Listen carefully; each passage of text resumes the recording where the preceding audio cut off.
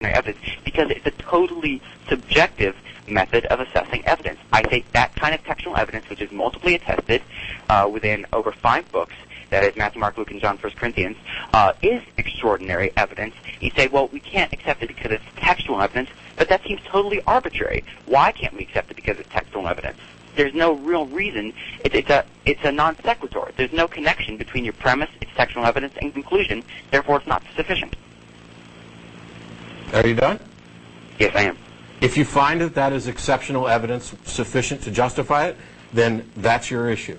If that's what you find sufficient to justify belief, there's nothing I could possibly say to respond to that. I find that insufficient, and I cannot begin to fathom how people could really find that sufficient. Sorry. Could I respond? Sure. Okay. And now you say, well, I find this sufficient, you don't. So are you acknowledging that objectively atheism is not the most reasonable? It will depend on the person. No. You're acknowledging. First of all, you said it's subjective. Hang on. First of all, what does atheism have to do with this? This is a rejection of specific claims in the Bible we're talking about, which says nothing at all about atheism. Okay. By the way, Jews reject this, and so does everybody who's not a frickin' Christian.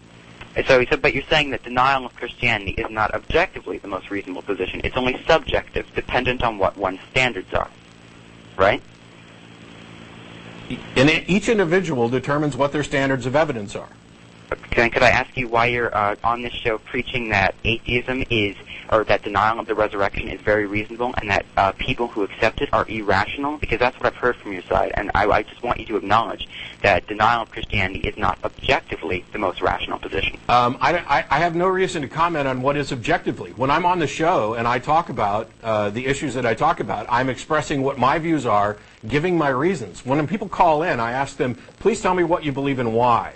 And we can then have a discussion, because you can, if your evidence is sufficient to justify your belief, then convince me as well. And if I find that your evidence is lacking, then I'm not going to be convinced.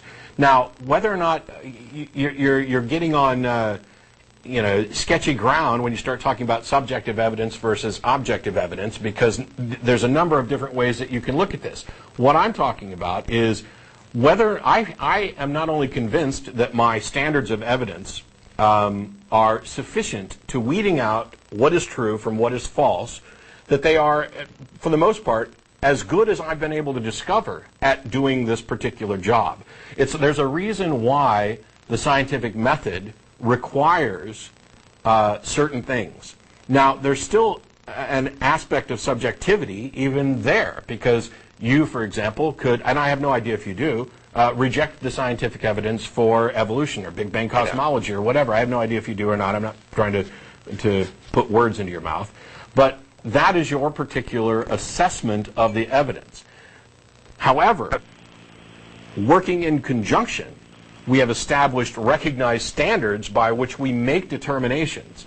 And those standards, while they would be perhaps subjective in the sense that there is a group of individuals who are debating about what standards should apply and then establishing them, at the point at which they have become established, then they're objective, because they're no longer dependent on any individual. Okay, let me just respond to this real quick. You Sure. said, I just want to clarify, first of all, I do wholeheartedly accept evolution. I do not deny that at all, and the Big Bang, of course. And second of all, you said, well, we have not objective, but you said we have recognized standards by which we judge the evidence. Right. So, now, don't apply the scientific method to history, because I wouldn't. Okay. So, I'm just going to ask you, which historical standard that is recognized by a consensus of historians states that textual evidence is not sufficient to establish miracles? Which historical standard? Citation, please. I have no idea. Is there a historical standard that says textual citations of miracles is sufficient to say that they occurred? But you were citing specifically your denial of miracles and objectively reasonable using standard historical standards, and I'd say William Lane Craig in particular cites 6 criteria for assessing historical evidence, which are accepted by mainstream historians, which the resurrection passes with flying colors. No. Historical standards aren't... You're saying that there are historical standards like historical method. That would confirm, that would state that textual reports of miracles is sufficient to believe that the miracles occurred. I think that's a corollary of the fact that there are mainstream respected historians who accept the resurrection. Are you going to answer the question or not? You said, are there historical standards that would state that textual reports of miracles are sufficient to accept that the miracles occurred?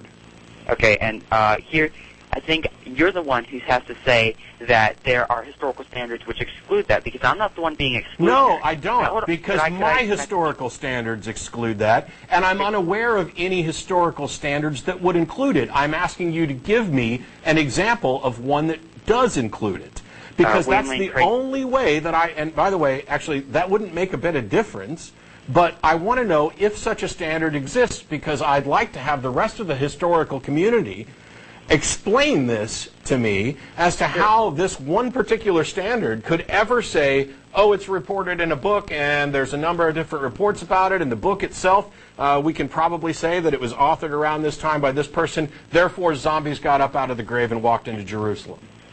Well, you asked for a specific historical standard, and sure, I'll give you one. Okay. And William Lane Craig cites two main criteria, which is explanatory power. Why are you bringing up William Lane Craig? Because I'm about to finish my sentence. Hold on just a second. William Lane Craig cites two historical standards which are accepted by the mainstream of historians, and you can see it's from a book called The Historical Method, which is not written by William Lane Craig. It's just him citing it.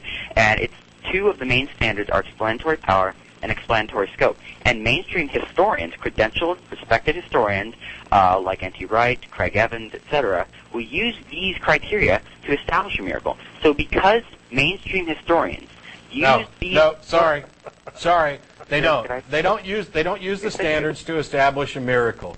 They use the standards to establish that they think that the text is reliable, and then they assert that the miracle occurred. You cannot demonstrate that a miracle occurred without actual evidence of it. Text alone is not sufficient. You just stated that you wanted a standard used by mainstream historians. Yeah, and you gave me William Lane Craig quoting two criteria. I gave you mainstream historians like N.T. Wright, who is respected by people as far left as the Jesus Seminar, who uses these criteria to establish a miraculous event. I don't see how this is not fulfilling your criterion. A mainstream historian... You don't see how this is not fulfilling my criteria? You wanted a standard that establishes miracles by historians? I don't want... Okay. Hello? Wow. You're giving me names of people who accept that text reports of miracles are sufficient. Yes, I am. Okay, that's not what I'm asking for. That's what you wanted, though. No, I want a historical standard, not something that a few people or a couple of recognized scholars happen to think is the case. I want a standard, and I want a standard that is a matter of consensus. Sure. Okay. Explanatory power, explanatory scope. Now, but you can stop. You can stop. Explanatory power, explanatory scope. You got an omniscient No, stop. God did it. Stop. Therefore, it's true. Stop. No. Hang on. Please. You can stop, actually, because it doesn't matter. If there was the Princeton Guidelines for Historical Review that was a consensus report of all of the historians, or 90% of the historians on the planet, and this guideline said that if there is a textual report in antiquity that, despite whether or not we know who the authorship is, attests to the actual occurrence of a miracle, it is therefore considered historically reliable that the miracle occurred, I would still reject that. So, like a creationist is willing to go against scientific consensus, you're willing to go against historical consensus, right? Yes, because history isn't science, as you admitted earlier. Actually, history is a soft science technically, but I'm not going to go major on that. It's just a technicality, really. But so basically, you're saying any science that asserts that miracle claims are justified based on somebody said so is not a science. So I have a question.